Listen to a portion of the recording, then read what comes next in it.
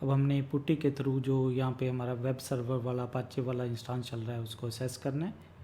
ये वाला स्टेप हम connect to web server instance using PuTTY वो करते हैं।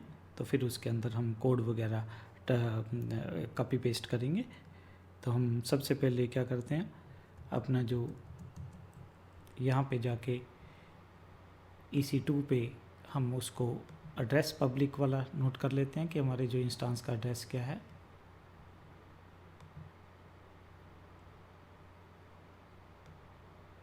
तो ये है इंस्टांस है, तो ये वाला हमारे पास एड्रेस है। तो हमने कॉपी कर लिया, हम यहाँ पे पुट्टी के थ्रू यहाँ पे एड्रेस पेस्ट कर देते हैं। थोड़ा सा फ़ॉन्ट साइज़ ताकि पुट्टी का हमारा बड़ा हो, तो यहाँ पे हम फ़ॉन्ट साइज़ 18 सेलेक्ट कर लेते हैं। फिर हमने कनेक्शन यहाँ पे थोड़ी सी वैल्यू स्पेसिफाई कर देते हैं 60, ताकि अगर थोड़ी देर इनएक्टिविटी या पुट्टी को हम यूज़ नहीं कर रहे हैं तो कनेक्शन ना कटे। तो इसके लिए वो कीप अलाइव मैसेज भेजता रहता है। तो हमने यहाँ पे टाइम सेट कर दिया। डाटा बाय डिफ़ॉल्ट जो हमने यूज़र क्रिएट किया वहाँ पे जो यूज़र है वो EC2 यूज़र होता है, और हमने SSH वाला पास स्पेसिफाई कर देना है हमारी जो प्राइवेट की है। तो ये हमारी विपिन KG वाली प्राइवेट की है। ओपन, तो वो कह रहा है सिक्योर है, जहाँ जा रहे हो यस हमने कर देना। तो ये वाला हमारा जो इंस्टांस है, तो यहाँ पे हमने क्या करना है, CD where www HTML directory में आ जाना है। तो यहाँ पे आके हमने क्या कर देना है, एक पेज बना देना है। बट पेज बनाने से पहले हमें क्या करना पड़ेगा, हम sudo -s से आ जाते हैं।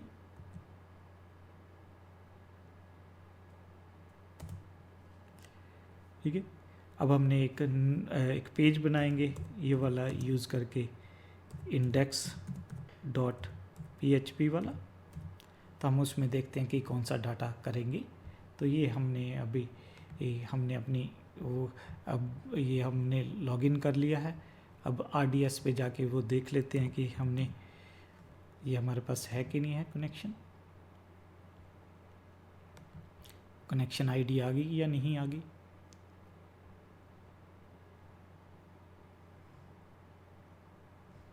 तो डाटाबेसेस के अंदर आवर DB,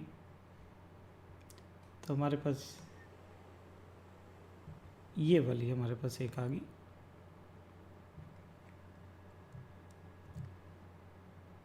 तो हमने क्या करना है, यहाँ पे हमारे पास एक कोड है, एक ये वाली एप्लीकेशन है। तो हमने वो वाला जो कोड है यहाँ पे हमने पेस्ट कर देना है। तो हमने पहले थोड़ा सा, क्योंकि आप देखोगे कि ये जो हमने वैल्यू पहले भरी हुई है ये आपके केस में डिफरेंट होगी। तो आपने ये जो आपकी डाटाबेस कनेक्टर की वैल्यू है वो वहाँ पे फीड कर देनी है। हमारे केस में जो वैल्यू है ये आप देखोगे जो हमने पहले इंटर की हुई है बिल्कुल वैसी है, अगर आपके केस में डिफरेंट है। तो ये हमारे पास एक PHP वाला कोड है जिसमें हम क्या कह रहे हैं, इसको हम ज़्यादा नहीं समझाने की करेंगे कि कनेक्शन कर लो।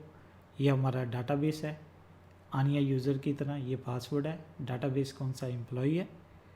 तो आपने अभी हमने रिकॉर्ड की एंट्री करनी है। तो यहाँ पे एक स्टेटमेंट हमने दे दिया कि select star from salary limit 4, क्योंकि हम इससे पहले जब ये कोड कॉपी कर देंगे तो हम कुछ डाटा पुट करने वाले हैं हमारे MySQL डाटाबेस के अंदर, और फिर ये हमने क्वेरी करेंगे कि select star from salary limit 4 की 4 रिकॉर्ड ही डिस्प्ले करे।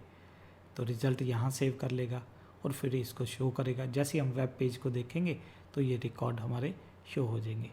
तो ये कोड हम क्या करेंगे, अब इसको हम क्या करते हैं, कॉपी कर लेते हैं, और इसको हमने ये जो है nanoindex.php है, इसको मैं थोड़ा सा इंक्रीज़ कर देता हूँ। तो यहाँ पे आपने क्या करना है,